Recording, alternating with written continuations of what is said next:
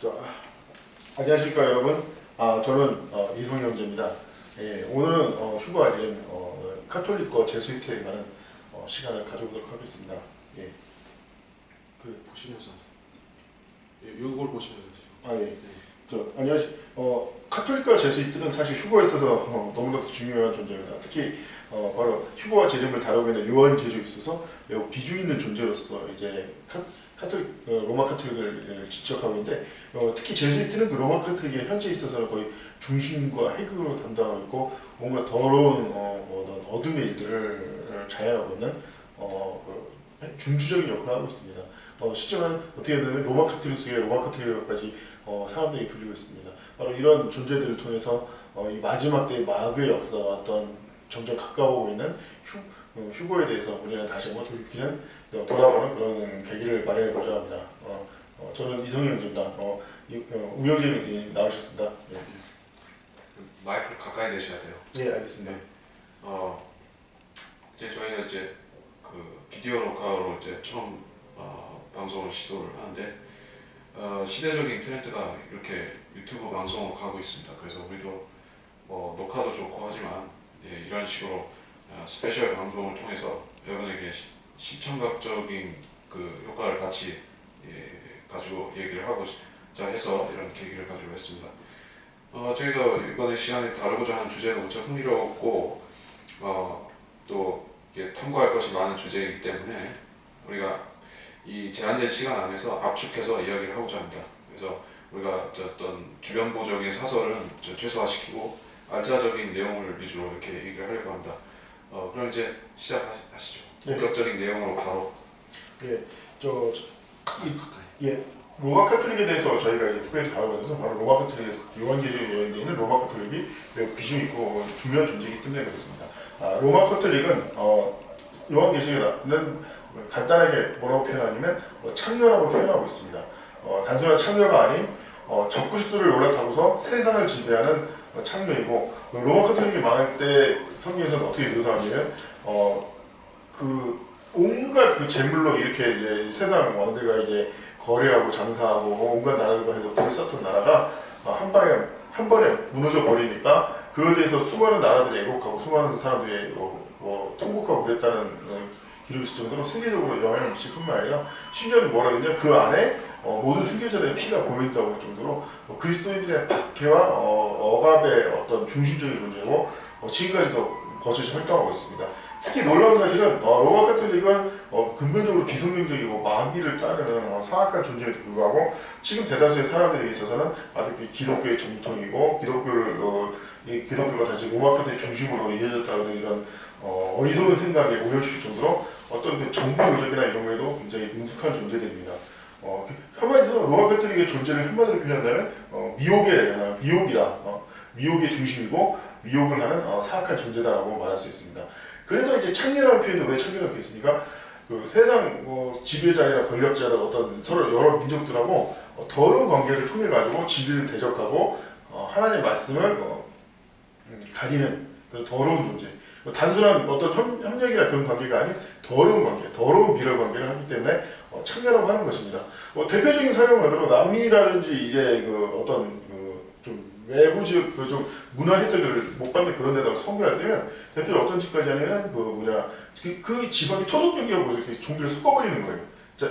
그 카톨릭조차도 이제 바빌론 신비 종교 시작된 잘못된 종교에도 불구하고 남미나 이런 지역에다가 선교할 때는 더러운 그 지방에 믿고 있던 온갖 미신적인 거 심지어는 근데 필요한 거는 써가면서 하시죠.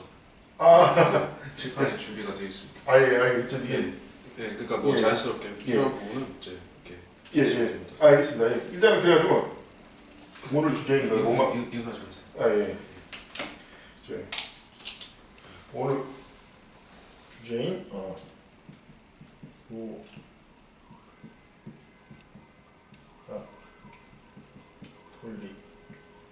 카톨릭과 제수이트.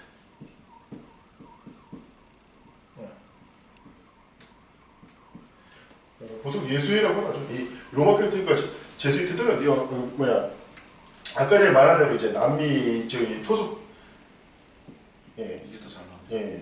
남미 토속 이제 이 종교라든지 하여튼 그 지방의 그 더러운 미신을 막 우상숭배 그런 거를 그 성교가 뭐 용이하다는 비명하에 하고 바로 아까 제가 말했던 그런 잘못된 그 선교라든지 잘못된 정책을 세우는데 가장 앞서서 조직은 제수이트 조직입니다.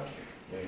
그래서 이제 시작 단계에 있어서 간략하게만 이제 로마 카톨릭의 진짜 역사, 와 이제 제수이트의 역사를 잠깐 간략하게 소개한다면, 다들 아는 바와 같은 대로 물론 이제 우리가 믿는 기독교 신앙은 아담 때 이미 아담 이전부터 하나님께서 가지고 계셨던 성경에 말씀하신 지혜, 그것이 이제 우리의 기독교 신앙이지만 본격적으로 우리 기독교 신앙이 이제 체계를 갖춰야 되는 것은 바로 예수님 사후 사도들에 의해서 만들어진 초대교회를 우리는 그 기원을 찾고 있습니다. 그 초대교회가 나왔을 때 처음에는 유대인들에게 많은 극단 엄청난 박해를 받다가 처음엔 유대인들이죠. 저는 유대인들한테 이쪽으로. 처음에 그 유대인들이 처음에 박해를 막 가하지 않습니까? 유대인들이 막 박해를 가하다가 그 후에 그 바톤을 누가 이어받냐면 로마 제국이 그 박해 그 바톤을 이어받아요.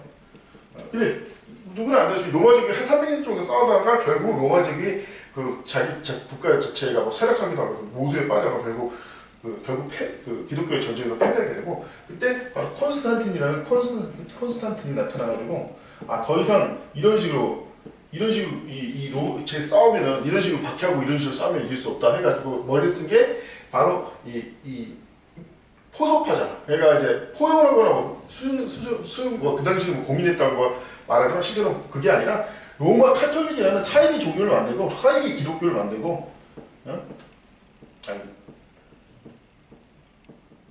로마 카톨릭이라는 사이비 기독교를 만들고 이 사이비 기독교를 통해서 그동까지는 이제 국가의 반역자라는 이름으로 이제 그리스도를 쳐다니는데 그때부터 이단이라는 이름으로 그 로마 제국에서는 반역자죠. 반역자. 자, 여기서는 이 유대인의 이교도라는 이름으로 현재 이교도예요, 기독교가. 그리고 그 반역자, 근데 이거도 이단이라는 이름으로 이제 쳐다해서 그 후에 중세 아르시로 대변된 천년의 기간 동안 수많은 그리스도인들을 학살하고 막 화형시키고 막 고문하고 그랬단 말입니다. 예. 근데 이제 왜 우리가 여기서 제수이트를 들면 이것도 한 1000년 하니까 안 되는 거예요. 1000년 하니까 이제 보통 표현이 약발이 안 먹히는 거예요. 그리고 종교에서 누가 나타났습니까? 바로 마틴 루터가 나타났어요. 마틴 루터. 우리가 존경하는 믿음의 선배인 마틴 루터 선배님, 믿음의 선배가 나타나가지고 말 그대로 거의 유럽에 있는 그 카톨릭 세력을 완전 거의 파멸적 위기에까지 몰았는데, 심지어는 당시에 거의 로마 경항청까지도 다 털려가지고 막 잘 안 되는 건 잘 되는 거. 예.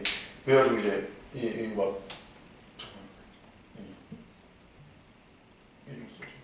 그래서 그러니까 이게 새로운 전쟁, 새로운 방식으로 싸워야 된다. 계속 이제 이런 식으로 변화됐는데 이제 새로운 방식으로 싸우다 해가지고 바로 그 다음에 나타난 것이 제수이트인 것입니다. 제수이트. 그러니까 로마 카톨릭이 없어진 거 아닌데 그 로마 카톨릭이 이제 물론 제수이트만 존재하는 거 아니고 제수이트만 존재하는 거지만 이 제수이트를 만들어가지고 어떤 전쟁을 비밀 전쟁을 시작해요. 비밀 전쟁. 그러니까 무슨 의미면 비밀 전쟁을 시작한 거예요. 왜 어떤 의미가 있냐? 비밀 전쟁의 의미는 뭐냐? 앞에서는 옛날에는 앞에서도 너 이단에 좀 막 잡아 고마는데 그렇게 하면 큰일 나잖아요. 그러니까 앞에서는 우리는 친구, 우리는 뭐 같은 기독교, 우리는 서로 성지를 간에 서로 사이좋게 지내지 이러면서 뒤에서는 막 어떤 짓을 하면 염탐을 하고 염탐은 뭐 기본이죠. 염탐, 그리고 이간질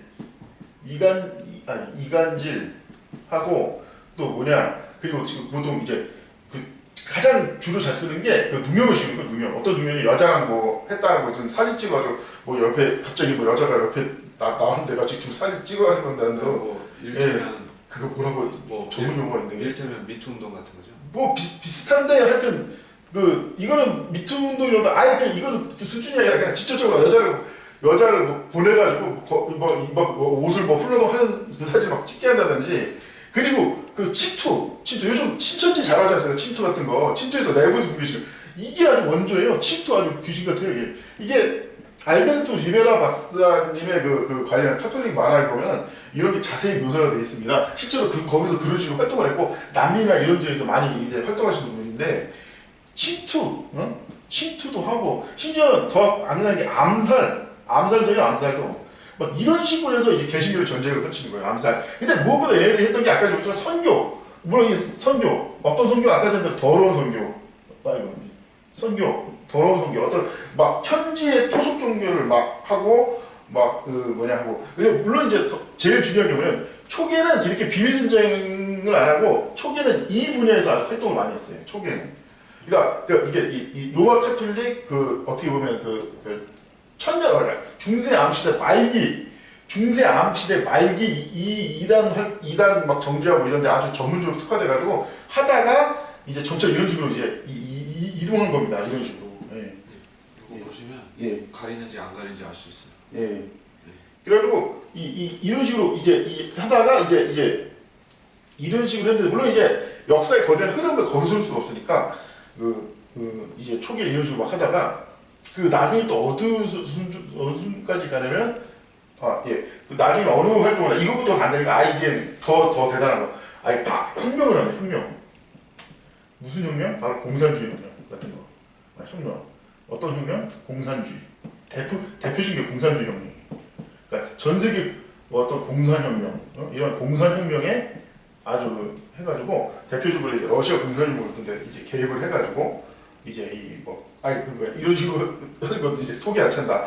나를 뒤집어가지고 사람들이 막 공산주의 같은 걸 물들여가지고 막 이렇게 막 뒤집어온다 이런 걸 하게 되는 거죠. 그래서 지금까지 이 제수이트하고 이제 기독교는 이제 이 전쟁을 계속 하고 있는 겁니다. 지금까지. 예. 그러니까 이 비밀 전쟁에 관한 책들이 많이 있지 않습니까? 예, 그렇죠. 많이 있습니다. 대표적인 게 그 중에 우리 말씀을 정확히 나온 그 예수의 비밀 역사 예. 그런 책이 있습니다. 예. 여기 보시면 이제 유럽 역사, 뭐 전쟁사에 대해서 뭐 비교적 최근에 현대에 이르기까지 어떤 식으로 예수회가 비밀 전쟁을 수행해왔다. 첩보 전쟁과 실질적인 전쟁을 해왔다는 것이 그 책에 잘 나오는 것 같습니다. 네.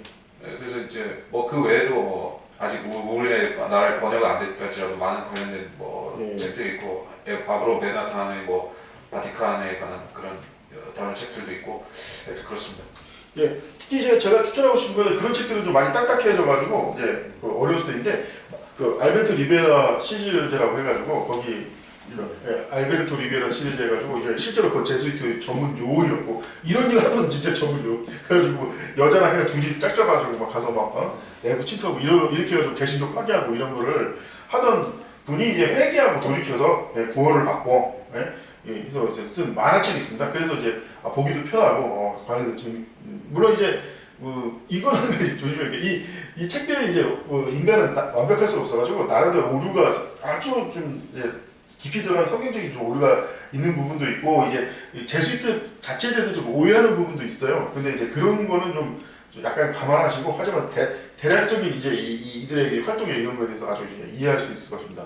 예. 그래서 이제 일단 간략한 개요를 말씀드렸고 이제 보다 세부적으로 들어가서 이제 그러면 일단 로마 카톨릭의 역사를 한번 일단 다시 되짚어보는 게 어떨까. 그래야지 이제 제수티를 이해하고 이제 로마 카톨릭의 그런 것을 이 전략을 이해할 수 있어가지고 한번 로마 카톨릭의 역사를 한번 이제 일단 보다 좀 본격적으로 되짚어보겠습니다. 예.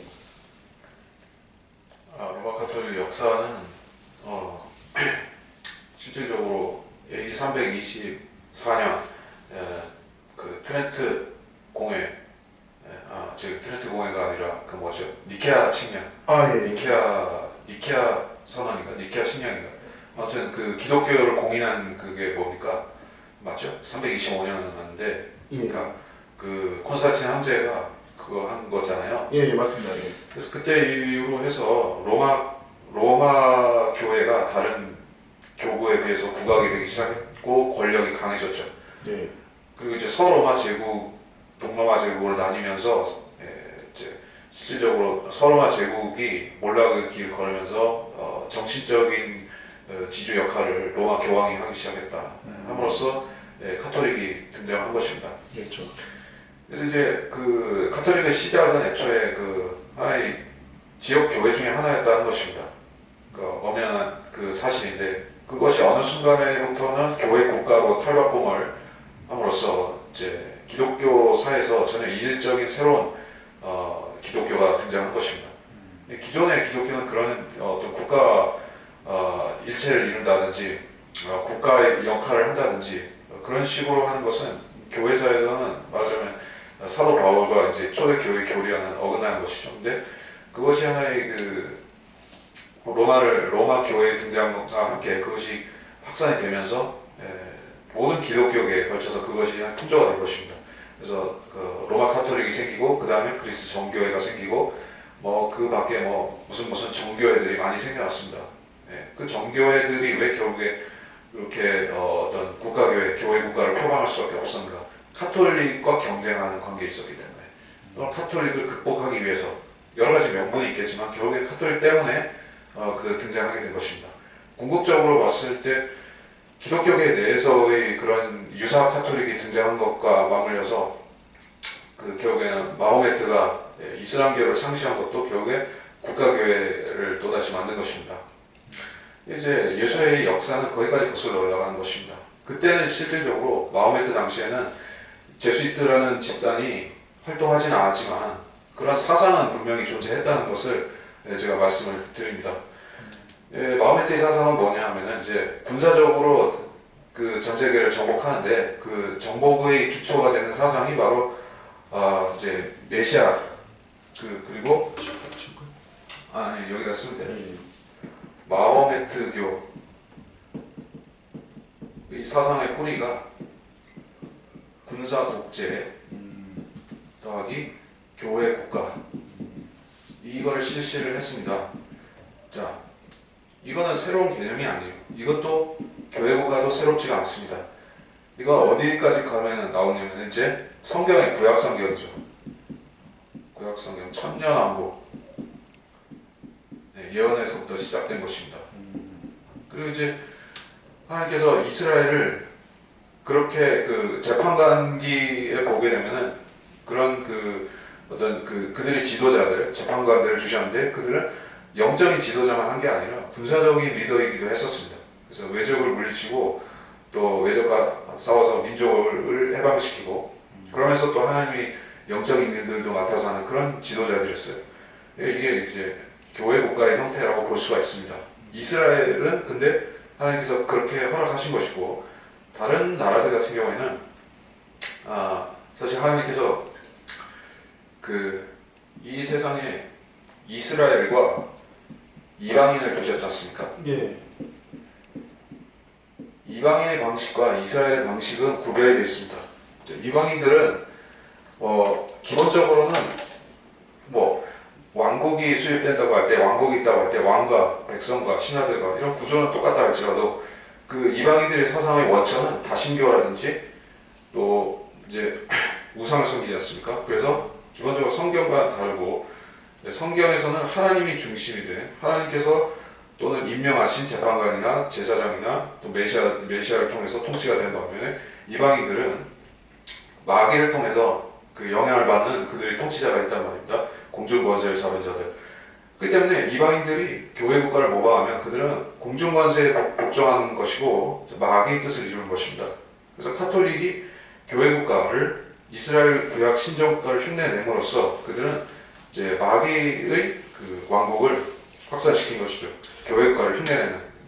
근데 그것뿐만 아니라 지금 시대 더 중요한 거는 지금 시대는 교회 시대고 복음의 시대고 말씀의 시대인데 이거는 이 당시 이 사람들이 주장하는 것은 율법 시대, 어떤 유대인 시대, 어떤 그 이적의 시대에 행하던 그런 관습을 그러니까 이건 사실 완전히 전형적인 이단의 형태인데 지금 이단들도 핵심이 뭡니까? 이단들도 믿음으로 구원받는 거는 거 거부하고 율법을 행해야지 구원받는다. 뭐 자기 딸에는 뭐 이건 율법이 아니라 뭐 이런 거다 말을 하지만 결국 율법을 지켜야 된다. 이게 무슨 조직을 만들고 그 조직 안에 속해야 된다. 여기서 제일 중요한 게 뭐냐면 이 사람도 마찬가지고 그 이단도 마찬가지고 이 시대의 구원은 개인이 받는 거예요. 개인이 진짜 예수를 믿어서 구원받는 건데 당시 유대의 구원은 엄밀히 어떤 구원이냐? 유대 안에 속하면은 그 유대 안에 속기 때문에 이제 근데 그 구약 시대에도 엄밀히 말해서 개인 구원입니다. 물론 민족적인 요소가 있다는 것은 율법과 언약 아래 속하는 것이 이제 그 할례를 통해서 된다. 이 부분 때문에 어떤 유전적인 요소가 있다는 것이죠. 예, 민족적이고 유전적인 요소가 있긴 하지만 그러한 이스라엘이라고 해서 할례 받았다고 해서 반드시 그 사람이 구원받는 것이 아니기 때문에 어느 시대, 구약이나 신약이나 어느 시대든 간에 일단 구원이라는 것은 기본적으로 개인 문제. 예. 어쨌든 그건 맞는 말인데 어쨌든 그 제가 말씀은 어쨌든 이 사람들이 개인 구원을 부정하고 집단 구원. 그래서 카톨릭도 이제 구원이 그러니까 카톨릭이 대표적인 로마 카톨릭이래. 로마 카톨릭 구원은 뭐냐면 구원을 개인이 받는 게 로마 카톨릭이 받는 거예요. 그래서 로마 카톨릭에 속해 있으면 로마 카톨릭 구원받을 때 같이 구원받는 거고 로마 카톨릭에 속하지 않으면 구원 받을 때 당연히 로마 카톨릭에 속히지 않으니까 그냥 지옥에 가는 거다. 이 사람들이 이제 그들의 구원 논리죠. 그러니까 그 사람들의 구원은 이 어쨌든 계속 이 조직 안에 붙어 있지 않으면 잃어버리게 된다. 우리는 괜히 구원 받는 거니까 그런 식으로 잃어버린다 그런 게 존재할 수가 없는데 아예 근본적으로 이 사람들은 조직의 말을 안 들으면 조직에서 이탈나는 거니까 지옥 가는 거다. 뭐 설령 열심히 조직을 섬기고 믿었더라도 이런 개념이죠. 이게 그다 그런 개념에서 이게 출발하는 이제 잘못된 그러니까 어떻게 구약적이라고 말해서 어떻게 구약도 아니고 구약 시대에 존재하던 이방 국가들식의 그런 잘못된 생각들 이런 것을 지금 교회 시대에다가 적용하고 있다. 예. 한 가지만 제가 이제 첨언을 하자면은 이런 게 있습니다. 이제 이 로마 카톨릭은 자신들이 정통이라고 말하지만 사실 그 실제 당시 그 사람들이 잘 모르는 거잖아요. 로마 초기에 콘스탄틴이 로마를 이 기독교를 공인해가지고 만드는 교회조차도 로마 카톨릭만 있었던 게 아니에요. 바로 동로마, 서로마에 전혀 이어져서 교회가 큰 집단이 여러 개가 있었습니다. 근데 이거 한 가지 알는 게 왜 어쩌다가 로마 카톨릭이 전통이 되냐? 지금 일종의 오랜 세월에 따른 권력 투쟁과 어떤 역사적 그 사실 때문에 나머지 교회들은 다 그냥 사실 잘 없어졌고 로마 카톨릭만 살아남아서 자기가 전통이라는 거지. 당시에도 수많은 교회들이 있었고, 그래서 특히 근데 다만 이제 로마 카톨릭 전통되고 당시 서로마하고 동로마로 나눠져 있으니까 세 개가 서로마는 로마 카톨릭 얘가 혼자 다 통치하고 있어요. 근데 그에 비해서 동로마는 다시 콘스탄티노플에 있는 그 정교회도 있었고 그 그리스 정교회도 있었고 그 근처에 이제 뭐 시리아라든지 이집트라든지 뭐 북아프리카 쪽에 다 교회가 있었지 않습니까? 그런 교회들은 서로 쪼개져 있어가지고 서로 이제 거기서 이제 그 막 다툼이 있었기 때문에 이제 이쪽 지역이 이제 정통 뭐에 따라 이제 힘을 규합하지 못했을 뿐이지 로마 카톨릭은 정통이 아닌 거예요. 그냥 로마 카톨릭은 그 여러 개 교회 중에 살아남은 그냥 한 개의 교회인데 그런 주제에 자기가 뭐 처음부터 자기가 혼자서 다 한 것처럼 네, 물론 애초에 얘는 이 콘스탄틴이 만든 가짜 교회지만 설령 정통이라도 정통이 될 수가 없는 게 콘스탄틴이 만든 여러 개 교회 중에 하나인데 지금 마치 혼자서 처음부터 끝까지 정통성을 갖고 있었냐 지금 기만하고 있는 거죠. 그래서 그 과정 중에서 이제 중세암 권력을 잡아서 이제 중세암 시대가 시작되는 거죠. 자, 그러면 이제 종교개혁 시대를 얘기를 하겠는데 그 종교개혁이 어떻게 시작되었습니까? 이제 그 존 후스, 체코슬로바키아의 보헤미아의 존 후스가 이거 지우개요? 여기다 그냥 존 후스라고 지울까요? 아니 뭐 일단 좀 지우는 게 나을 것 같아요. 네, 좀 지우겠습니다. 이게 아니 그런 건 아니고, 그 요한 후스가 그 종교개혁의 그 새벽별은 위클리프죠. 같은 그 지역에서 사역한 위클리프가 종교개혁의 새벽별을 했는데 위클리프 성경을 번역함으로써 이제 개혁의 기초가 이제 놓였다고 그렇게 봅니다. 자, 그래서 이제 개신교의 시작은 성경 번역과 함께 시작이 되었습니다. 위클리프 성경. 이게 유럽 사람들이 자국 언어로서 이제 접할 수 있었던 그런 성경으로서는 거의 최초에 가깝다고 볼 수가 있죠. 물론 그 동방권에는 러시아 뭐 끼리르 성경 뭐 이런 것들이 있었습니다만은 이 카톨릭 영내에서 그런 일이 발생하는 거는 거의 이례적인 사건이었고 그것으로 인해서 이제 사람들이 이제는 그 기독교라는 껍데기 대신에 성경에 대해서 관심이 일어나기 시작했고 자국어 성경이죠? 자국어 성경. 예, 그 전까지는 성경이 좀 라틴어였는데. 위클리프 성경이 영어 아닙니까? 그죠? 어쨌든 근데 이제 그 그렇죠. 로마 카톨릭이 중정한 정통 성경은 물고 라틴어로만 그러니까 알고 있어요. 그래가지고 이제 라틴어. 그 개혁자들이 그로 인해서 이제 고모가 되기 시작한 것이죠. 이제 성경을 공부한 사람들이 늘어나고 그러면서 이제 존 후스가 나타났을 때 그를 지지한 사람들이 많이 있었던 것이에요. 그래서 존 후스, 예. 후스파. 그 사람이 활동하고 나서 한참 나중에 루터가 등장한 것입니다. 예. 그러니까 루터는 어떤 사람이냐면은 이게 종교개혁의 이제 종지, 그 말하자면 활용 점정이라고 해야 되나, 뭐 마침표를 찍은 사람이다. 예. 예, 이미 분위기가 한참 고조된데 마침표를 찍었다 이렇게 보는 것이지 루터가 시작부터 다 한 게 아니에요. 예. 네, 루터는 이제 한참 일어나기 시작하는 개혁 운동의 방향을 하나로 모은 사람이죠. 그것을 반카톨릭이라는 꼭지점을 향해서 모은 사람이 루터다. 루터가 그래서 한 역할은 그겁니다. 이제 95개조 관광문이죠. 예, 95개. 비텐베르크 성당에 그걸 이제 사람들한테 제시를 함으로써 어떤 효과가 있었습니까? 그전까지 사람들은 카톨릭의 비리, 부정부패, 또 모순과 엉터리라는 그 미신적인 것들에 대해서 어마어마한 것들을 사람들 은연중에는 알고 있었죠. 예. 그걸 굳이 신학을 연구 안 하더라도 그냥 정상적으로 이성을 갖춘 사람이 보더라도 이상한 게 너무나 많으니까 어느 정도는 다 알고 있었습니다. 근데 그걸 용기 있게 일목요연하게 제시하는 사람이 없었던 거죠. 어떻게 체계화 시킨 거네요. 네, 그러니까 사람들이 속앓이만 하고 있었지 그거를 어떻게 표현할 방법을 몰랐는데 루터가 나타나서 진짜로 용기 있는 사람이 나타나서 하니까 사람들이 그제서야 이제 봉인 해제가 되면서 막 입을 열기 시작한 것이다. 네, 이런 것입니다. 그래서 이제 카톨릭은 그런 면에서 참 취약한 집단이죠. 언론을 통제하고 사람들을 세뇌시키고 이렇게 어떤 술책을 쓰는 건 잘하는데 막상 이제 성경대로 믿는 사람들이 나타나기 시작하면 맥을 못 추는 게 카톨릭이다. 네, 카톨릭은 그들에 대해서 진짜 그리스도인들에 대해서는 죽이는 거 또는 뭐 그들을 투옥하고 죽이고 하는 거 말고는 어떤 해법이 없는 집단이다 하는 것입니다. 설득할 수가 없기 때문에 기본적으로 카톨릭의 신학은 유치하고 말하자면 연구가 안 돼 있는 신학이기 때문에 개혁자들의 수준을 감당할 수가 없었던 거죠. 카톨릭 신학은 한마디로 말해서 카톨릭 교회가 곧 법이요 진리요 하늘로 가는 유일한 길이라는 것이죠. 그러니까 이슬람에도 비슷한 교리가 있는데 이슬람의 교리 중에서 제일 꼭대기에 있는 교리가 질문하지 마라. 이게 그들의 최고 교리입니다. 질문하는 자는 불경스러운 자다. 무조건 이슬람이라는 말 자체가 복종하라 아닙니까? 복종. 그렇죠. 예. 질문하지 말라는 거예요. 아니 코란에 이런 모순이 있습니다 하면 질문하지 마라. 이거는 그냥 신성한 책이니까 질문하면 너는 그 알라에게 불경을 저지르니까는 그럼 하면 안 돼. 그냥 믿어. 생각을 눌러. 생각을 없애. 그것이 그들의 교리라는 것이에요. 근데 그게 사실 어디서 나왔습니까? 카톨릭에서 나온 것이거든요. 이단 재판하고. 이단 재판하기 한참 전부터 옛날 시절 초기 카톨릭부터 그런 식으로 사람들을 속이고 그 교리를 퍼뜨린 것이에요. 그때라고 뭐 성경을 믿는 사람들이 없었겠습니까? 다 알고 있었던데 그 성경대로 믿는 사람들을 속여 넘길 수는 없었죠.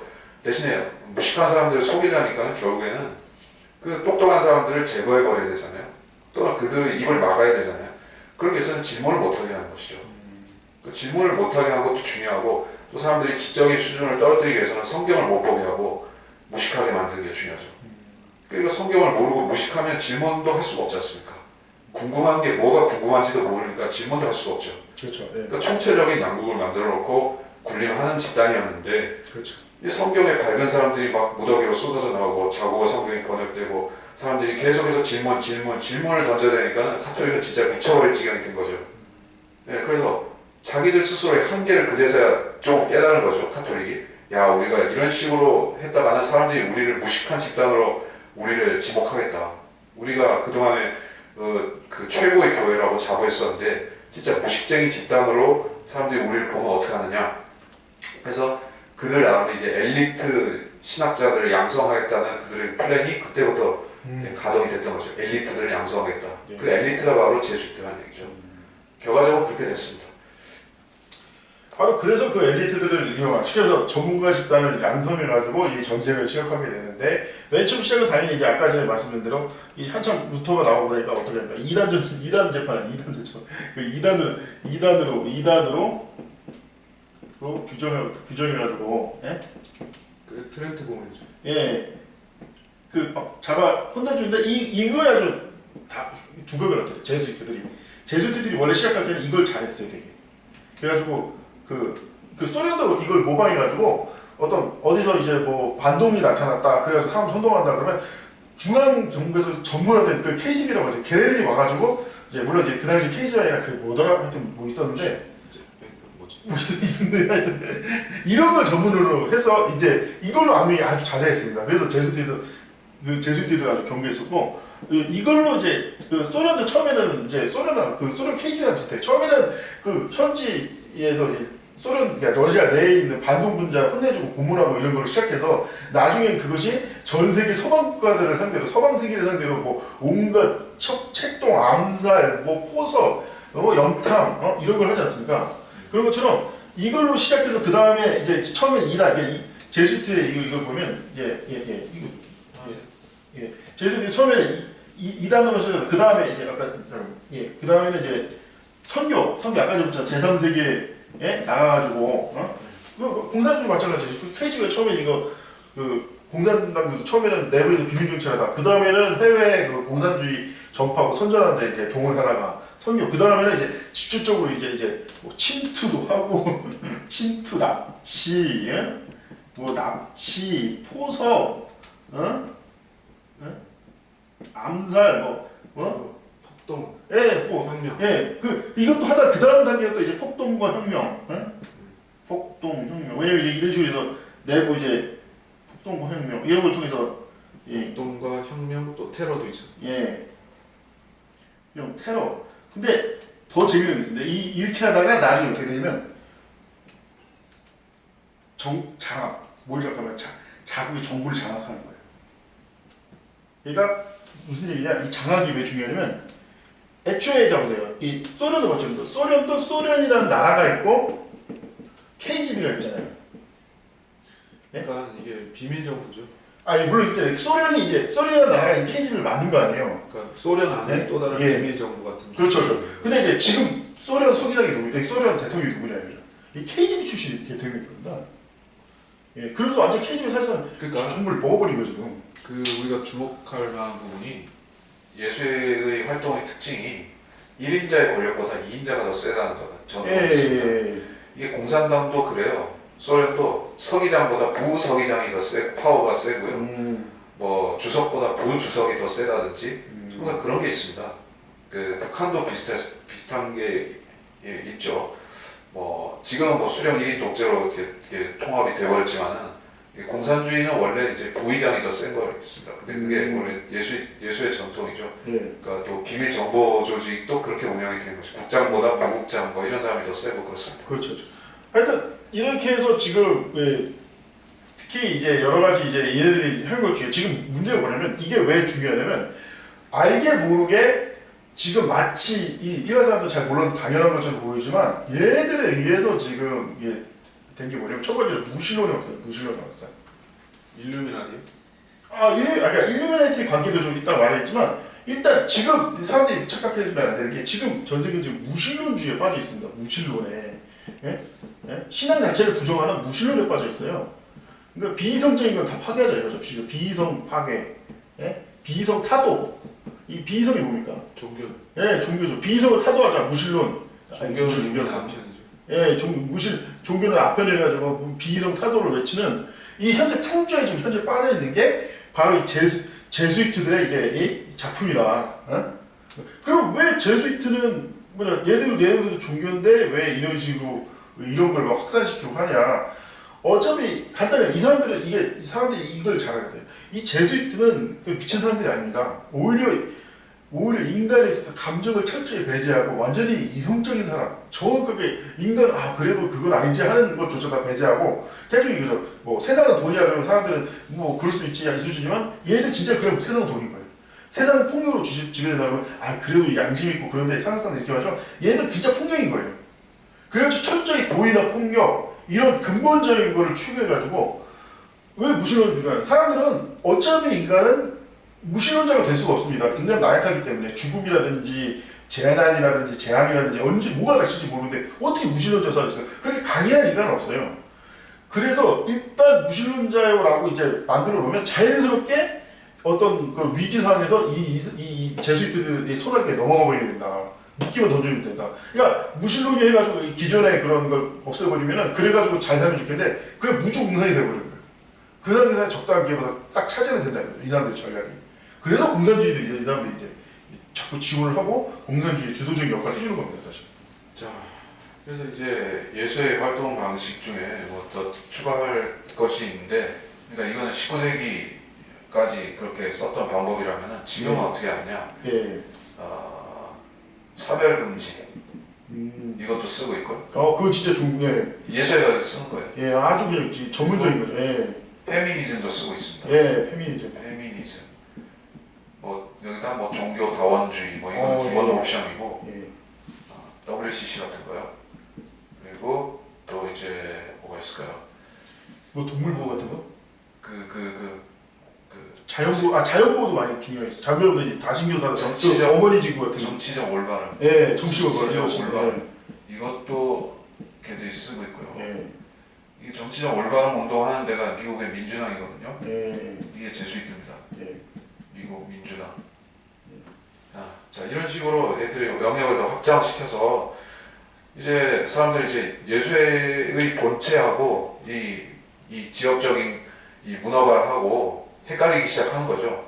이게 더 세력이 커 보이잖아요. 예. 지금 실질적으로 얘들이 힘이 더 세 보이고 파워가 더 세 보이고 예. 한국에서도 그렇습니다. 소위 그 메갈이라고 하는 집단이 예. 재수 있다 상관 있다고 하면 사람들이 믿겠습니다. 안 믿죠. 그냥 또라이라고 보잖아요. 이게 좀 사상이 미친 애들 이렇게 볼 텐데 아닙니다. 이 사상이 결국에는 예수회한테 나온 거예요. 그러니까 애들이 예수회에 호섭됐다는 뜻이 아니라 예수회에서 사상이 주입되고 조종받고 있다는 뜻이죠. 우리가 이런 걸 알아야지만은 우리가 예수회가 뭐 그냥 아주 형식적인 과거에는 뭐 이런 일들을 했지만 지금은 유명무실한 그런 하나의 뭐 프리메이슨 같은 하나의 사교 단체. 사람들이 그렇게 생각할지 모릅니다. 왜냐하면 지금은 대놓고 이런 짓을 안 하거든요. 예수의 이름을 걸고 이렇게 안 하거든요. 혁명이나 폭동이나 물론 암암리에는 합니다만은 예전만큼 그렇게 하지 않거든요. 근데 이런 거를 오히려 얘들이 포커스를 더 맞춰서 예수가 하고 있기 때문에 우리가 그걸 알면은 얘들이 아직도 세계를 좌지우지하는 집단이구나 하는 것을 그제서 알 수가 있다. 사실 여기서 이제 여기서 우리가 지금 한 가지 깨달은 사실이 있습니다. 뭐냐면 지금 이 전쟁하고 이 전쟁의 가장 큰 차이가 뭘까요? 이 전쟁은 사실 이쪽 전쟁은 사실 그냥 소수 권력이에요. 소수 권력자들 대상으로 하죠. 네? 사실 음료는. 근데 이 전쟁은 다수 대중을 향한 전쟁입니다. 이게 왜 중요하냐면 옛날에는 통신이나 교육이 발달하지 않은 시대였지 않습니까? 소수 권력자가 지배하는 시대니까 이 소수 권력자는 하면 이제 세계를 제패할 수 있었는데 지금은 권력이 이제 대중화되어 있어. 그럼 이 대중의 핵심이 뭐냐? 대중의 교육과 정보예요. 이걸 지배하려고 교육과 정보를 지배하려고 지금 이걸 하고 있는 겁니다. 이게 왜 중요하냐? 이제는 우리가 나서서 싸워야 되는 시대가 된 거예요. 사실상. 이제는 이건 지금 우리가 직접 왜 차별금지를 왜 이게 왜 나쁜 거냐? 이걸 성경적으로 근거했어요. 왜 페미니즘 이런 게 종교단 이런 게 다 왜 성경적으로 나쁜 거냐? 우리 스스로가 배워서 우리 한 사람이 성경을 배우고 성경을 연구하고 해서 이거를 대처를 해야지 싸울 수 있는 전쟁이지. 이제는 이 전쟁 이거 할 때만 해도 보통 사람들 기도만 열심히 하고 교회만 대다니면 되는 시대였습니다. 사실은. 이제는 그걸로 안 되는 거예요. 이제 전쟁의 대상이 옛날에 지금 모든 전쟁 양상도 사실 비슷합니다. 옛날에서 용병도요. 옛날에는 직접 총 들고 막 싸우는 사람들 용병을 많이 했는데 지금은 그런 용병이 주가 아니라 뒤에서 보급해주고 뭐 정보 하고 정보 이제 수집하고 교육하고 이런 걸 주로 용병들이 담당하는 용병 시대가 그랬듯이 지금 전쟁의 패러다임이 완전 바뀐 거예요. 왜냐면 옛날처럼 싸우면은 직접적으로 비난도 받고 여러 문제가 생기니까 거의 옛날처럼 안 싸우고 요즘 이제 소프트하게 나가듯이 지금도 얘네들 전략이 완전 바뀝니다. 그래서 옛날에도 예. 이런 것들을 조금씩은 했어요. 맞아요. 옛날에도 했는데 예. 이쪽보다 이쪽의 비중이 높아졌다는 뜻이죠. 그렇죠. 정확합니다. 옛날 사실 지금도 이게 없는 게 아니에요. 지금도 이거 많이 하고 있습니다. 하지만 지금은 이게 주로인 겁니다. 이거 지금 이제 우리가 직접 싸워야 되는 시대가 된 거예요. 사실 정확히 말하면. 그 개념이 공산주의에 비슷한 개념이 있어요. 예. 이태리의 사회주의자 그 이름은 지금 당장 생각이 안 나는데 진지전과 기동전이라는 이론을 제창한 사람이 있는데 예. 아마 좀 혹시 들어보셨을지 몰라요. 공사주의 실행 전략 중에 하나거든요. 예. 이게 진지전이 뭐냐면은 이제 이를테면 일국 공산주의 같이 수성전을 하는 거죠. 공산주의가 세계의 대세가 될 때까지 웅크리고 있는 전략이다. 그러면서 이제 적들을 막기 위해서 그렇게 한다. 그리고 이제 기동전은 이제 자신의 그 공산주의 역량이 축적되면 그때부터 세계 정복을 하는 게 이제 기동전이죠. 그러니까 지금 예수에는 어떤 단계가 있냐면은 이제 그 필라델피아 시대 그 기간 동안에는 그들이 이제 수세에 몰렸지 않습니까? 한마디로 그렇죠. 예. 그 복음이 확산되면서 한참 수세에 몰려서 수성전, 진지전을 벌이다가 이제는 이제 종교 통합이 가시가 되고 20세기 말 이때부터는 이제 기동전으로 전환해서 공세적인 전략으로 나오기 시작했다. 그 공세적인 전략을 펼치는 게 바로 이 사상전이라는 것입니다. 예, 그렇죠. 이제 이 사상전을 먼저 펼쳐서 이 기독교를 이제 무력화시킨 다음에 이제 다시 이 최종적으로 정리하고 이제 깃발을 꽂는 단계에서는 이런 전략이 다시 나오게 되겠죠. 그렇죠. 예. 이거는 점령할 때 쓰는 전략이고 이거는 사상적 무장 해제시키기 위해서 지금 펼치는 전략이고 그렇죠. 아무튼 지금 카톨릭과 예수회는 굉장히 적극적으로 공세적으로 세계 정복을 위해서 나서고 있는 단계에 있다는 것입니다. 예.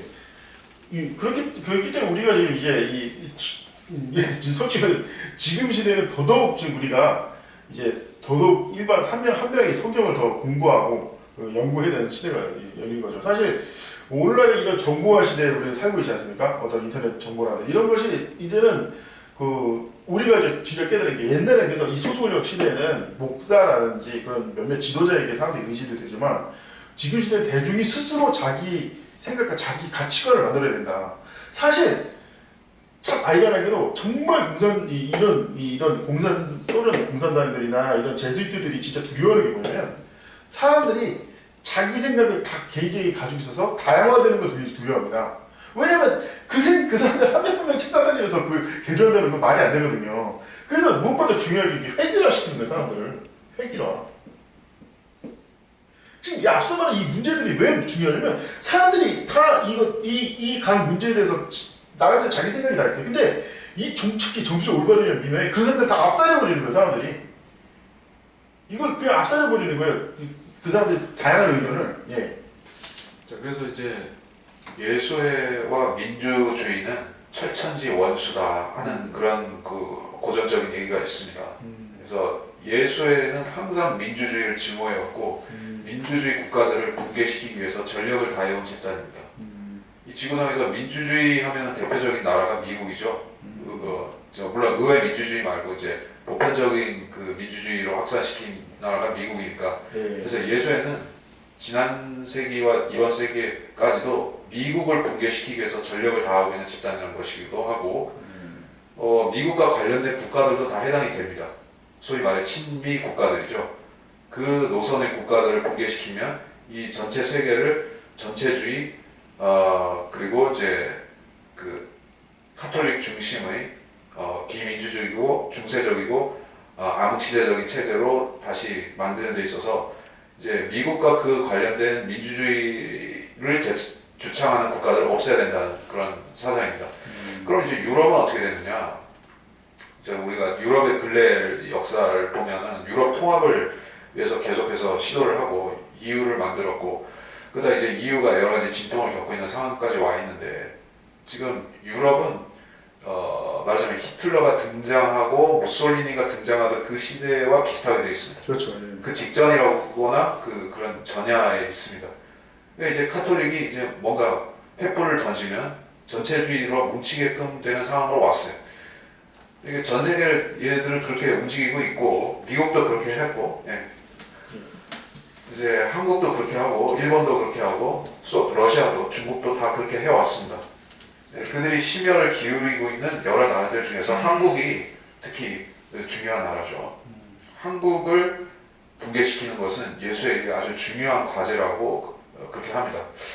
왜 그럴까요? 한국을 붕괴시키는 것은 뭐 지정학적인 의미도 있겠지만은 역사적으로, 교회사적으로 더 중요한 의미가 있습니다. 한국의 기독교가 지금 세계 기독교를 영적으로 또 실질적으로 이제 지탱하고 있는 부분이 많기 때문에 뭐 미국도 그렇고 한국도 그렇고 이 부분을 이제 삭제시켜 버리면 이제 기독교를 끝낼 수 있는 정도까지 이제 생각하고 있다는 것입니다. 그러니까 그들이 말하는 기독교는 즉 그 반카톨릭 기독교, 카톨릭이 아닌 기독교를 끝장낼 수 있는 것은 결국에 한국을 붕괴시키는 것으로 이렇게 보고 있는 것이다. 이제 우리는 그래서 예수회가 이 한국을 특히 중시하고 있다는 걸 알아야 됩니다. 사실 그 부분에서 이제 이 로마 카톨릭에 대해서 이제 진짜 중요한 요소 한 가지 좀 얘기해야 되는 게 뭐냐면 바로 로마 카톨릭의 진정한 근거의 목표는 로마 제국의 부활입니다. 로마 제국의 부활. 그러니까 이게 참 지금 이것이 지금 유럽 연합의 기치예요, 사실은. 예. 사실 왜 유럽 연합이 그렇게 나름대로 그 민주주의를 추구하고 많은 종교개혁이 일어나면서도 지금에 와서 다시 이제 자꾸 이제 카톨릭의 소나기에 떨어지고 자꾸 그러게 된 게 이 사람들 마음속에 이 로마 제국을 완전히 지우지 못했어요. 이 로마 제국의 개념이라고 보면 유일한 문명 국가, 사실 그것도 아닌데 유일한 문명 국가, 문명. 어? 그래가지고 이 유일한 존재로서 뭐 주변 사람들을 개화시켰다. 이게 아주 지난들의 자랑이거든요. 근데 사실은 그러다 보니 유럽 연합이 그 제국 시대 때 가장 그 어떻게 위협을 느꼈던 존재가 바로 아시아입니다. 왜냐면 아시아가 존재하는 한 유일한 게 아니거든요. 근데 그 아시아를 근데 아시아는 제국주의를 피해간 나라들이에요. 아시아, 극동아시아, 특히 극동아시아, 중국, 일본. 그들만의 제국주의가 있었죠. 물론 이제 그건 맞아요. 그 지적을 잘 했어요. 그들만의 어떤 억압된 그런 잘못된 통치 구조는 맞지만 어쨌든 중요한 건 당시 이 유럽 중심의 세계에서 벗어나 있었다는 거예요. 그러니까 그리고 그 유럽 중심의 세계에서 벗어난 그 나라들의 중심에 있는 나라가 바로 한국이었어요.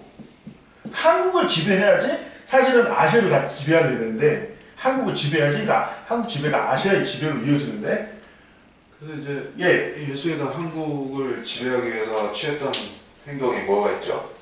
우리 그 임진왜란이 있죠. 이거죠. 임진왜란 진짜 이게 임진왜란은 예수회가 도발한 전쟁이다 이렇게 그렇죠. 우리가 알고 있습니다.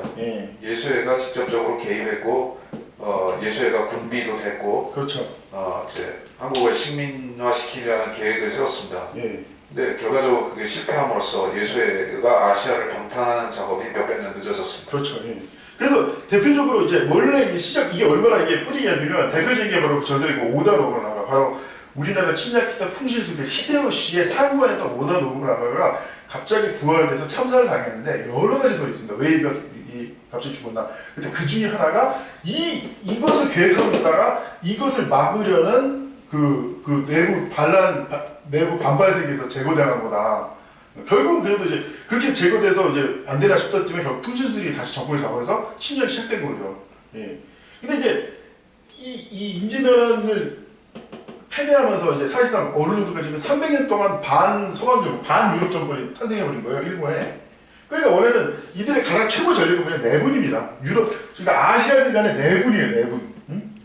무슨 내분이 뭐냐? 그냥 중국이 일본 침략하고 일본이 중국 침략하고 막 서로 침략해서 서로 막 아기다툼을 벌이라 이거예요. 그러면 다 평정이 돼. 서로 자기들끼리 죽이면 그때 가서 점령해버린다는 건데, 예? 그때 그게 나중에 명치유신 일어날 때까지 이게 실패하고 결국 일제시대로 그것이 한일합방으로 그것이 시작된 거예요, 다시. 그것이 다시 1차 세계대전이 이루어져가지고 사실상 엄청 거의 세계 통일전쟁이 그때부터 다시 쭉 이어진 거죠, 사실은.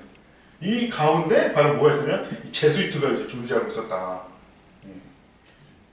그러니까 그래서 이제 지금도 이제 한국을 준 게 다시 이런 시대를 만들겠다. 그래서 이제 제수이트 사상 중에 하나가 이제 반셈주의가 있지 않습니까? 맞습니다. 반셈주의. 그래서 기본적으로 백호사상이라고 하죠, 또. 이 제수이트의 주구가 된 아시아 국가들 같은 경우에는 그 반셈주의를 물려받았어요. 특히 그런 나라 일본이 아닙니까? 그렇죠. 전설에 그 뭐냐면 타라이프라고 하죠. 타라이프인데 그게 반셈주의를 조금 완화시켜서 말한 거죠. 그렇죠.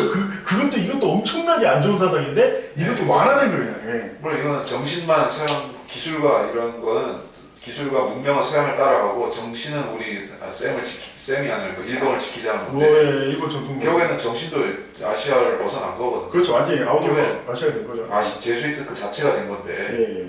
그러니까 이들이 말하는 입구를 하겠다고 하는 게 결국엔 그 구가 카톨릭 예, 아닙니까? 구라파. 구라파인데 구라파 정신의 핵심은 결국에 카톨릭과 예수회 아니겠습니까? 정확히 로마 제국이죠. 결국. 그러니까 이때 당시에 메이지 유신 당시에 일본이 그 유럽을 담고자 했는데 그들이 담고자 했던 나라들 중에 보면 독일 있죠. 그렇죠. 예. 그 비스마르크인가요 그때 당시에? 예, 대략 그렇습니다. 그때하고 그 비스마르크하고 또 여러 나라를 갔었죠. 그렇죠. 프랑스니 뭐 영국도 갔었고. 제국주의죠, 쉽게 말하면 한 번에 말하면. 근데 이들이 꽂힌 나라가 결국에 독일이었지 않습니까? 예. 제일 꽂혀서 예. 이게 표준 모델로 삼은 나라가 독일이었는데 예. 그때 당시에 독일이 완전히 이렇게 카톨릭으로 배교한 상태의 독일이었다는 거죠. 예. 제국, 신성 로마 제국의 어떤 그때 전쟁. 당시에 이제 뭐 한참 뭐 합리주의니 뭐 그렇죠. 예. 정통이니 뭐 비이성파다.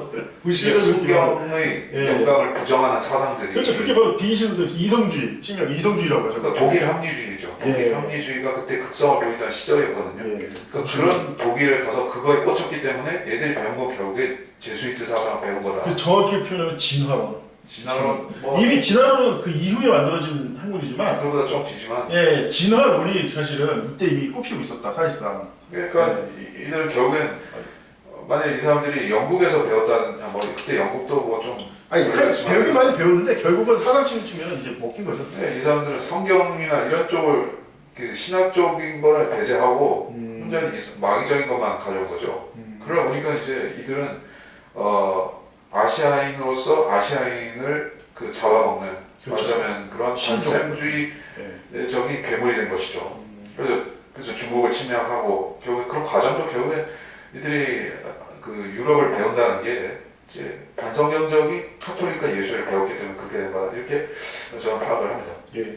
그래서 이제 아까 말한 대로 이 선교, 아까 선교라고 했지만 사실 선교를 뭐겠습니까? 사실 시민지 활동하는 거예요. 시민지 활동.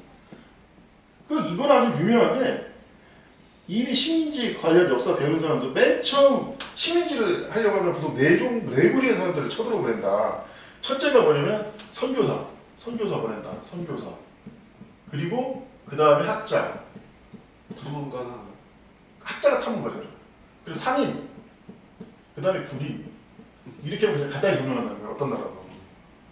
예. 먼저 종교적 정신을 흐트리고 그 다음에 지식을 이제 지배하고 그 다음에 장사하면서 이 사람들 타락시키고 술 팔고 막 정보 수집하고 이거 결국 군대 가서 펑펑 쏘면 몇백만 쏘면 그냥 다 죽어버린다.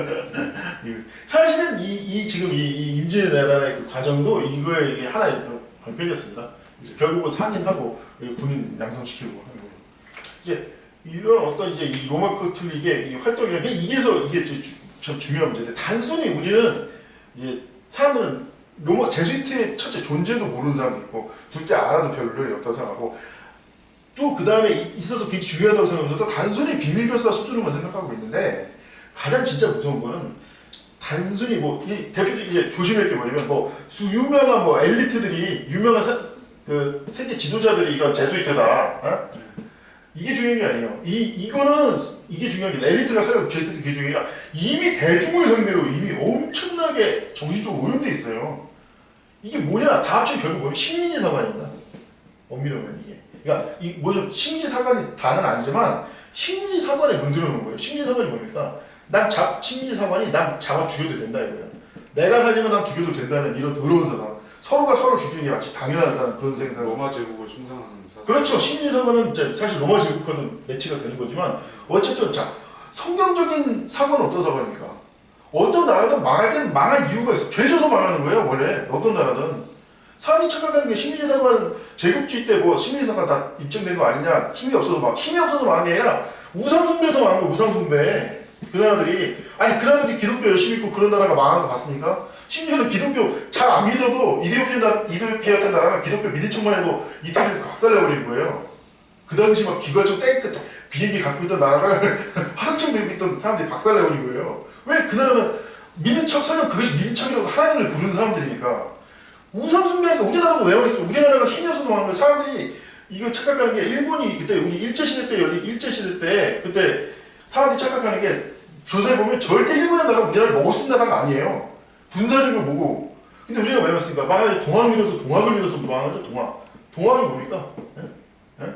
기독교 반대하자 이거 아닙니까? 주작도 믿었죠. 예, 물론 주적도 되고, 그러니까 그럼 우상 숭배라니까 우상 숭배를 해버리니 하나님께 저주를 받은 거예요 이게. 대표적인 게 대원군이 이제 기독교 박해하고, 그럼 하나님을 대적하는데, 솔직히 조선 같은 나라는 망할 수가 없는 나라인데, 예? 왜냐면 조선을 먼저 망하려면 중국도 때려 부셔야 되고 일본도 점령하고 그렇게 들어가야 돼요. 우리나라 군대를 보내려면. 예? 근데 어떤 나라가 이길 수는 있어도 점령하기 어렵지 않습니까? 일본이나 중국이나 나라는. 그런데 우리가 왜 망했냐? 우리 스스로가 망한 거야. 스스로가 친일파해가지고 이 일본 놈들한테 개발한 이름에 다 팔아넘기고, 예?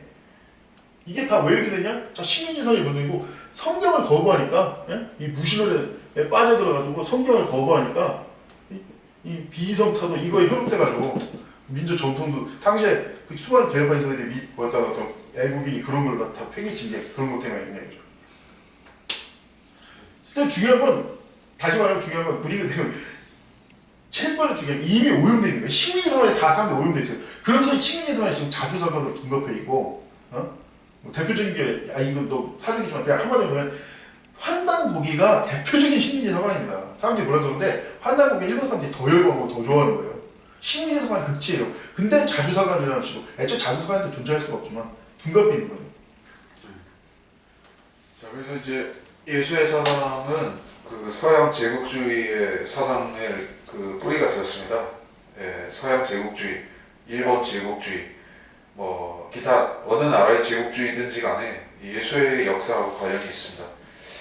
자, 그래서 이제 한국 민족은 예수회하고 어떤 관계에 있는가, 서로 어떤 악연에 얽혀 있는가, 임진왜란에서부터 시작이 되었고, 근데 불행히도 그때 당시에 우리는 일본이 그렇게 한 줄만 알았지 제수이트가 그렇게 했다고는 꿈에도 생각 못한.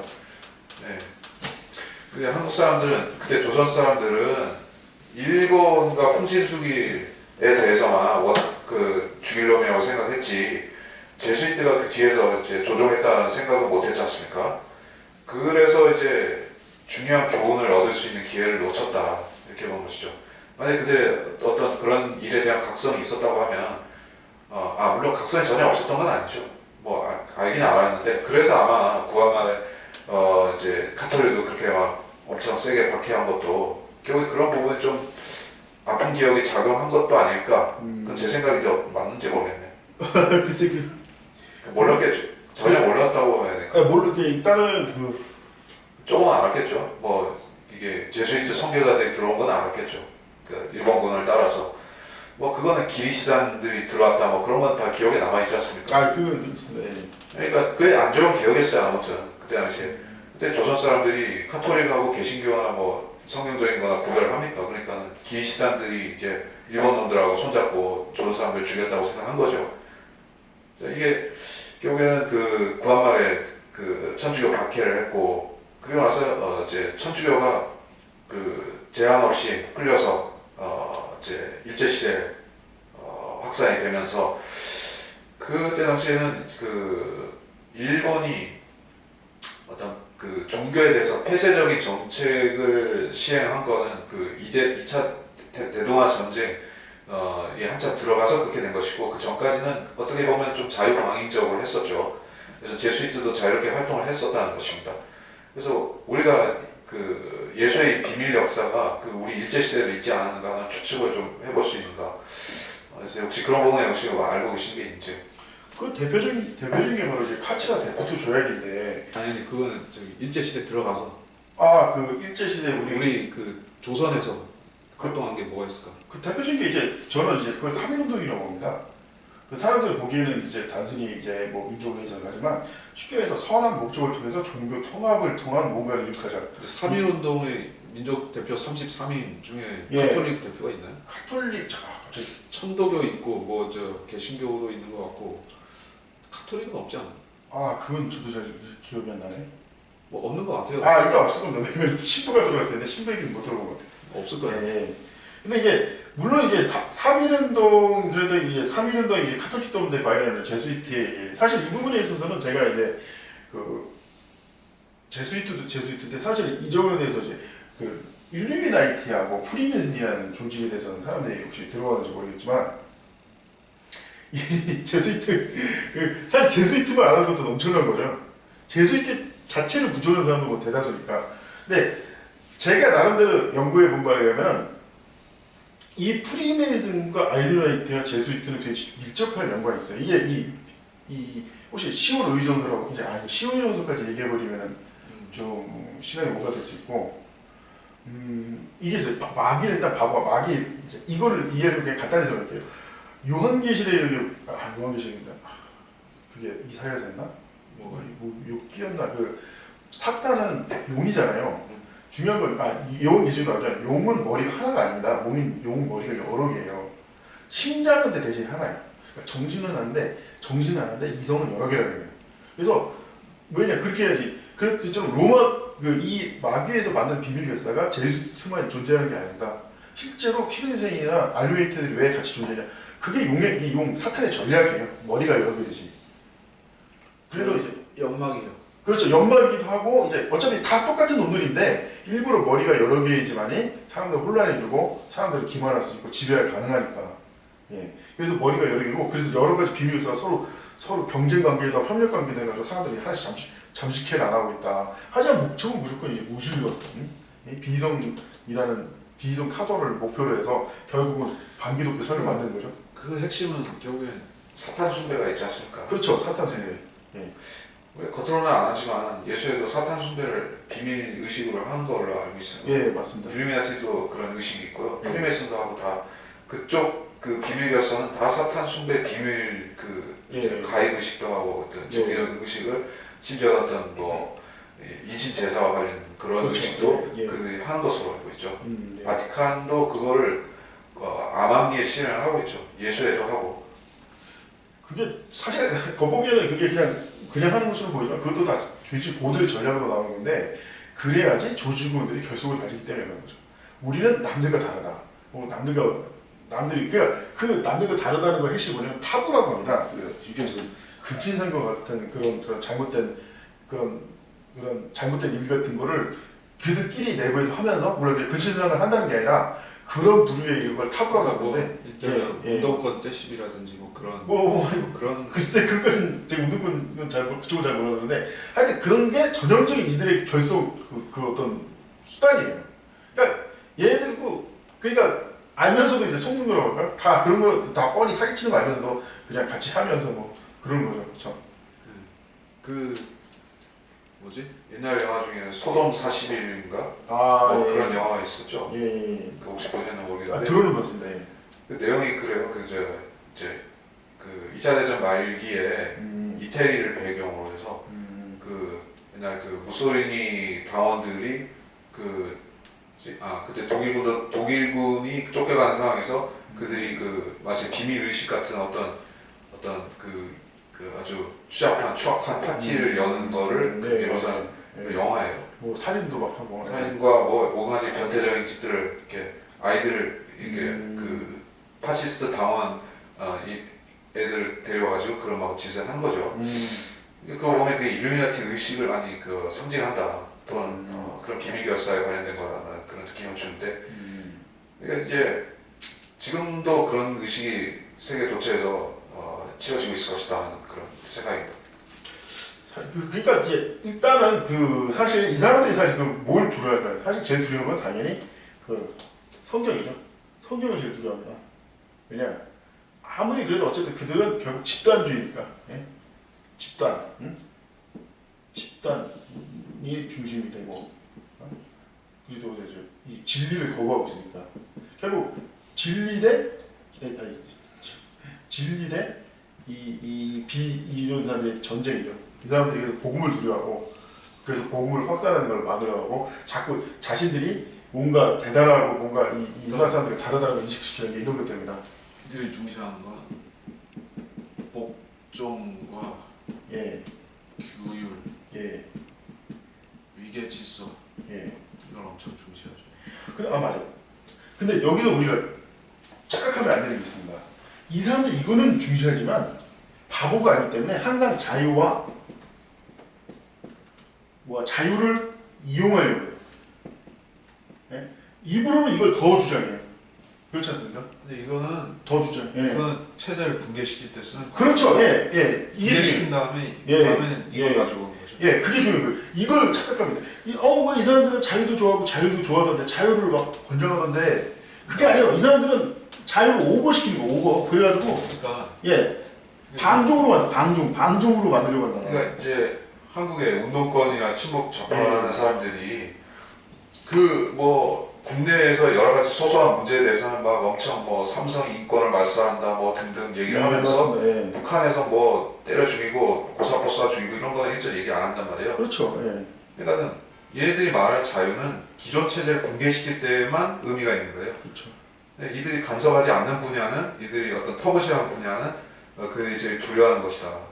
그리고 이들이 궁극적으로 가져오고자 하는 제도는 자유민주나 어떤 기독교적인 질서가 아니라 예수회적인 또는 이슬람적인 복종의 질서를 이들이 가져오기 위해서 이렇게 운동하는 사람들이다. 특히 이걸 이 진짜 자유를 추구하는 존재인가 아니면 이걸 추구하는 건 아니면 같아. 그들의 내부를 봅니다. 내부를 보면 돼요.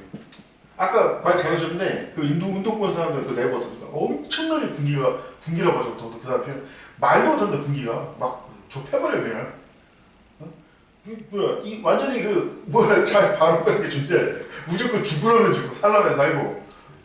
그래서 대표적으로 공산당도 입으로는 자유를 외치고 자유를 외치지 않습니까? 어떻습니까 하는 짓거리가? 뭐 대신 깜빵 가라면 가야 되고, 예. 뭐 대신 사형 당하면 당해야 되고, 예. 뭐 대신 몸에 불 붙이고 이제 불신하라면 해야 되고 그렇죠. 그런 예. 세계인데 그 사람들이 말하는 이 복종과 규율, 위계 질서 이게 사회주의 공산주의에서도 하지만 이게 원천이 예수회에서 하던 거라는 얘기죠. 예. 예수의 조직력의 원천, 힘의 원천이 바로 이 철저한 복종에서 나오는 것입니다. 그렇죠. 예. 이들은 절대로 그 조직원들에게 민주니 자유이니 뭐 진리니 이런 얘기를 하지 않습니다. 그렇죠. 예. 특히 성경이나 진리 얘기는 절대 하지 않습니다.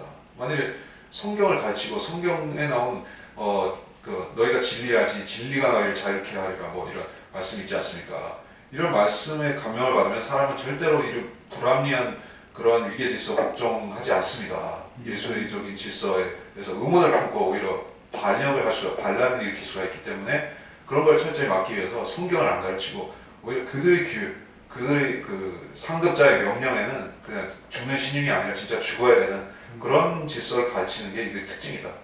근데 그러니까 그 논리의 핵심이 뭐냐? 그 힘의 논리, 힘의 논리를 이 사람들 주장한다. 힘의 논리는 뭉쳐야 된다 이죠. 뭉쳐야 된다 무조건. 그리고 힘이 예. 곧 도덕성이다. 예. 근데 우리는 진짜 이 사람들은 뭉쳐야지 힘이 나오잖아요. 우리는 어디서니까 힘이 하나님으로부터 나오잖아요. 하나님. 그리고 힘이 곧 정이다. 예. 그렇게 읽고 있죠. 근데 얘들은 힘이 정의인데 우리는 하나님, 그 정의가 힘인 거예요. 전혀 다른 거예요. 같은 단어를 써도 전혀 다른 거예요. 얘들은 힘이 정의고 우리는 정의가 힘이고 왜? 모든 힘은 하나님부터 나오니까. 그러니까 이게 아주 그냥 근본이 틀린 거예요. 근본이 틀리니까 입으로는 자유를 해오지만 다 방종을 이끌려는 음모고 실제로 내부적으로 이렇게 하고 있다. 지금 이렇게 하는 조직들이 생각보다 많아요. 대표적인 유대인들이 그렇게 내부규율이 유대인들이 내부규율이 이렇게 강하다는 거예요. 겉으로는 뭐 자유를 해가지고 뭐 다문화니 뭐 아까 다문화 뭐 이렇게 하지만 내부는 철저하게 자기들끼리만 결혼한다 이렇게 하는 쪽에서 그래서 또 공산당도 이렇게 하고. 예 그러니까 꼭 이렇게 이율배반적인 이중적인 사람들이 마귀들의 사람들 특징이고 이중적이고 이렇다.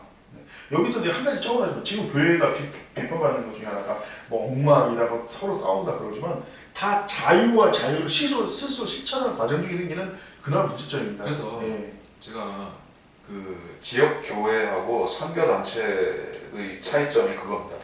선교 단체라는 조직은 교회하고 주요한 차이점이 뭐냐면 그들의 유지는 질서가 선교 단체가 예. 요걸로 유지가 주로 됩니다. 예 맞죠. 복종. 예.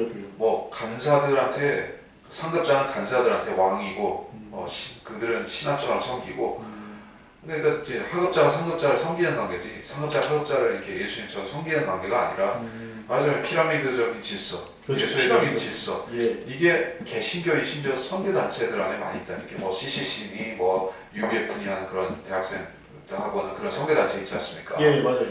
뭐 저는 그런 내부 사정을 많이 안다고 할 수 없지만 대략 보면 그래요. 그런 단체들은 거기 소속된 사람들은 어떤 상급자의 말에 엄청 쩔쩔맵니다. 그러니까 우리는 지역 교회에 다니는 신자들이 목사를 존중하고 목사에 대해서 건전한 권면에 대해서 따르고 그런 수준이 아니에요. 한마디로 좀 두려워한단 말이에요.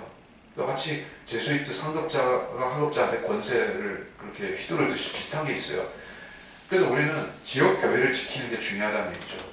그러니까 사람들은 이렇게 교회가 뭐 그렇게 교회는 그냥 옵션이요. 선교 단체가 오히려 더 중요하다고 생각하거나 뭐 택일 할 수도 있고 이렇게 생각을 많이 합니다. 근데 저는 과거에 그런 선교 단체의 예수회적인 모습을 봤기 때문에 지역 교회는 그래도 엄청 중요하다는 생각을 합니다.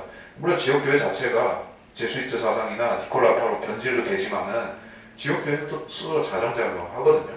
왜냐하면 예수님이 만드신 유기체로서 이제 성경적인 질서가 되기 때문에 항상 그 니콜라파가 들어와도 걸러내고 또 이제 반발하고 정 안 되면 분리도 하고 성별도 하고 그렇게 한단 말입니다. 근데 예수에는 그 성별이나 그런 게 안 돼요.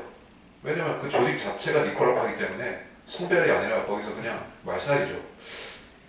여기에 한 가지 좀 첨언하자면 왜 이렇게 되냐? 이 선교단체가 보통 획일화된 계층을 가지고 시켜는 대학생끼리 모여든다든지 무슨 뭐 선교사만 모았는가. 약간 빨갱이 집단 네. 비슷하게 돼요. 그런 것도 있지만 저는 이거 이 획일화된 구성원 자체가 그런 요인을 갖고 있다.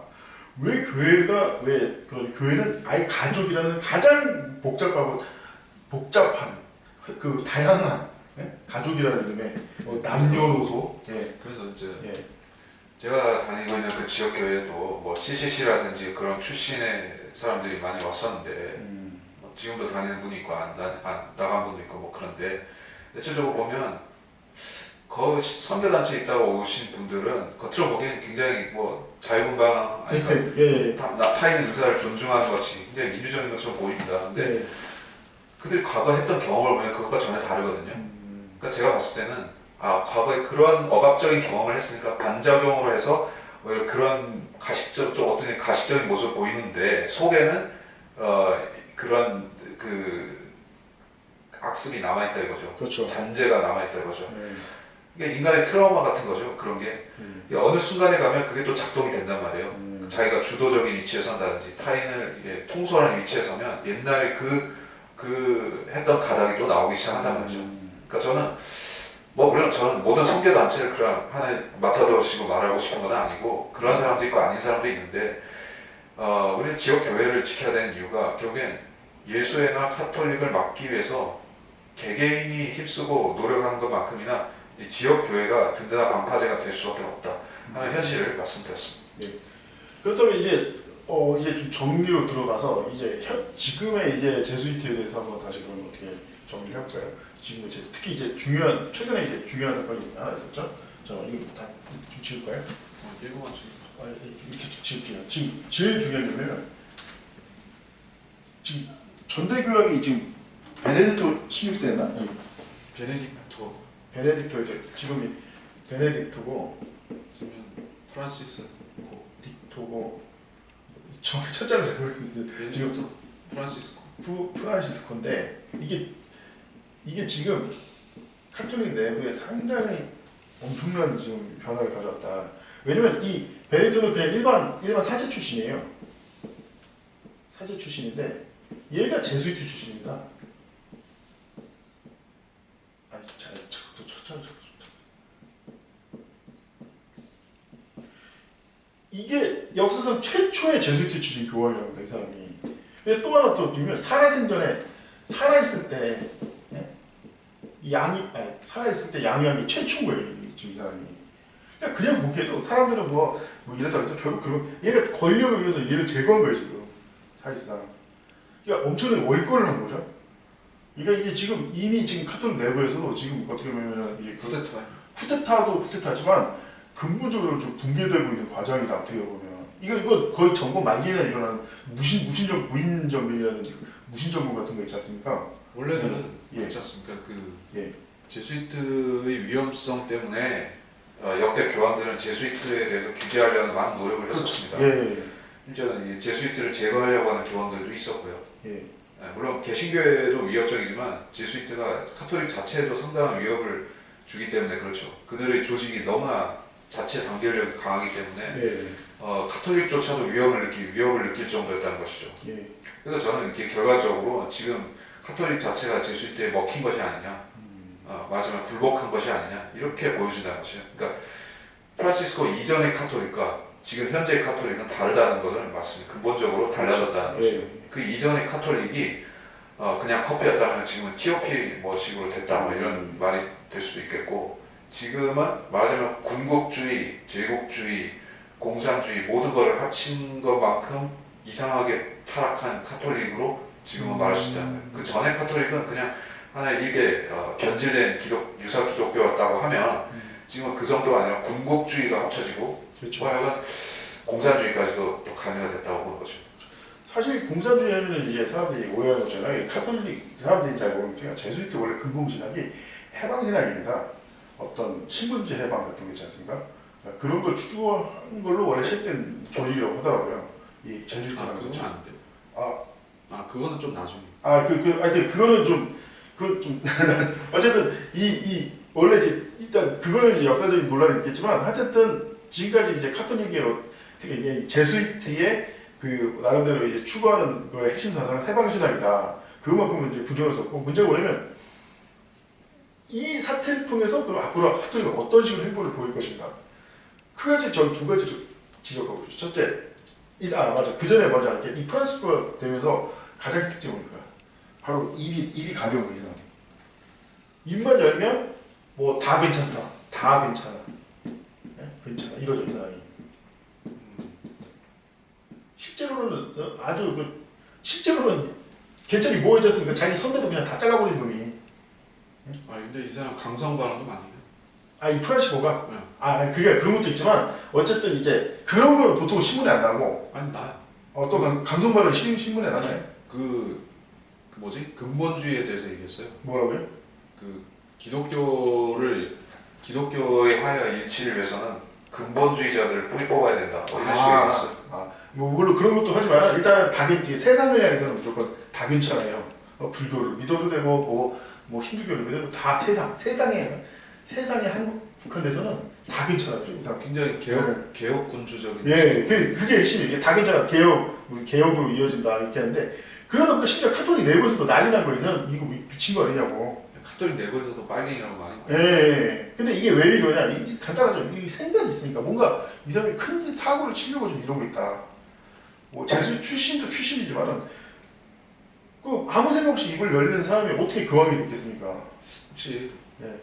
이번 교황이 그 공산주의와 개신교와 개신교 무신론과 이제 이슬람교까지 하나로 합치려는 그러한 원대한 꿈을 푼 걸까요? 저는 그렇게 봅니다. 그리고 더 무서운 거는 그걸 위해서 수단과 공부가 안 걸릴 거다, 이놈이. 그러니까 아까 말씀하셨죠. 그때 저였지만 지금 소수 엘리트를 사용하던 권력을 최종 단계에서 그걸 쓸 거다. 지금 그 단계로 지금 가고 있는 것 같다 이거죠. 어떤 거대한 정변이라든지. 혹시 예. 이 프란시스코 교황이 이스라엘과 중동 전쟁을 이용할까요? 그거는 좀 미지수입니다. 사실 중동 말고도 여기 한국도 있으니까. 한국도 예외는 아니에요. 근데 보통 둘 중에 하나일 거예요. 유럽은 이미 할 만큼 다 한 것 같고. 예. 그래서 제가 보기에는 첫째는 올해는 못 갑니다. 대신에 얘가 이거 해가지고 카톡 내부에서 지금 심각한 분열이 생기고 있어요 지금. 그래서 이건 오래 할 수 있는 게 아니에요. 그러니까 단기간에 뭔가를 할 거다. 그러니까 진짜 휴거가 가까웠다는 어떤 상징적인 인물이죠. 휴거가 가까우니까 사실 카톨릭 내부에서도 지금 이 비슷한 사례를 주변에 보면 지금 푸틴 KGB 출신이잖아요. 예? 이제 시진핑 무슨 문화대혁명 출신이에요 이 사람이. 그러니까 문화대혁명에 가담했다기보다는 문화대혁명 당시에 뭐 돼지도 치고 그랬던 사람이에요. 막 처음에는 막 스포츠카만 타고 다니던 사람이었는데, 그러니까 그런 사람들에게 있어서 어떤 거냐, 이 지금 그 시각이 틀리다. 그래서 이런 사람, 왜 그 사람들 특징, 둘 다 특징은 독재를 지금 추구하고 있단 말이에요. 왜 독재를 추구하냐, 아까 말했죠. 힘의 논리가 핵심이다. 힘이 있어야 된다 무조건. 자유고 나발이고 그리고 힘이 있어야 된다. 힘은 뭉쳐야 된다. 힘은 연합을 통해서 나올 수 있다. 네, 뭉쳐야 돼. 다 괜찮으면 다 뭉치겠다는 거예요. 그래서 힘을 키우겠다는 겁니다 지금. 힘을 갖기 위해서 수단과 방법을 가지지 말자. 그리고 그 연합은 반드시 카톨릭 중심이어야죠. 그렇죠. 그것이 공산주의 전형주 전략이니까. 그러니까 얘가 지금 간섭게 다 빼놓고 지금 뭘 하고 있어가지고 조만간에 첫째 일단 오래는 못 가요. 카톨릭이 이 체제 하에서는 오래 무신정권처럼 오래 못 간다. 뭔가인데 성공한다든지 예? 실패한다든지. 예, 그렇죠. 예, 양자택일 하는 거죠. 예. 근데 저는 성공할 것 같아요. 그러니까 저는 성공과 실패가 중요한 게 아니라 지금 바로 우리 휴거와 제리 강조하듯이 휴거가 지금 이게 이 중요한 변수다. 그러니까 얘네들도 아는 거죠. 휴거가 일어날 거라는 걸. 이 비밀 결사들이 왜 무섭냐면 얘네들은 알만큼 다 아는 놈들이에요. 아는 놈들이 이런 거예요. 아는 놈들이 이런 걸 속여서 뭐라고 이게 바로 마귀적인 겁니다. 천사가 왜 마귀입니까? 왜 천사가 마귀가 됐냐? 마귀들이 됐냐? 하나님 직접 보는 놈들이 25분까지. 예. 25분까지. 하나님을 직접 보는 놈들이 알면서도 대적하는 거예요. 마귀는 놈들은 알면서 대적하는 거예요. 이놈들도 알아요. 휴거 있다는 거 알아요. 아니까 지금 이 프란치 같은 놈들 해가지고 이제 되고 있다 지금. 휴거의 실체를 조작하기 위해서 지금 만반의 준비를 갖춰야 돼.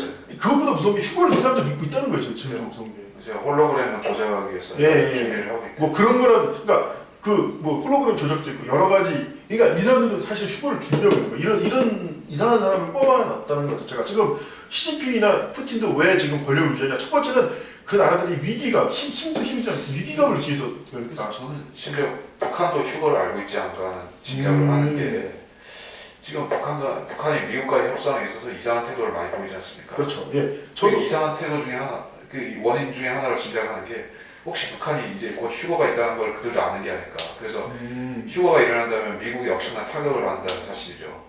미국이 정치, 경제, 군사적으로 어마어마한 타격을 입을 수 있다. 왜냐면 뭐 백악관에도 그렇고 수뇌부에 많은 사람들이 휴거가 돼버리면 기독교인들이 휴거가 돼버리면 미국이 일시에 붕괴가 되지 않을까 그런 저 나름의 추측인데 그렇다면 그런 정보가 암암리에 서로 간에 공유가 되고 있다고 하면 북한도 그렇고 알고 있지 않을까 하는 생각입니다. 하여튼 제가 말씀을 다른 게 아니라 이 사람들은 다 알면서도 하나님을 대적하는 이게 가장 극악하다. 이런 우리 순전사도 소개 안 했다고 생각합니다. 저는 이제 이걸로 좀 마무리를 대하고 싶네요. 알면서도 하나님 대적한다고 생각합니다. 자, 그럼 이제 우리가 이제 일부 방송을 여기서 마치고 이제 쉬었다가 2부 방송으로 돌아오도록 하겠습니다. 예.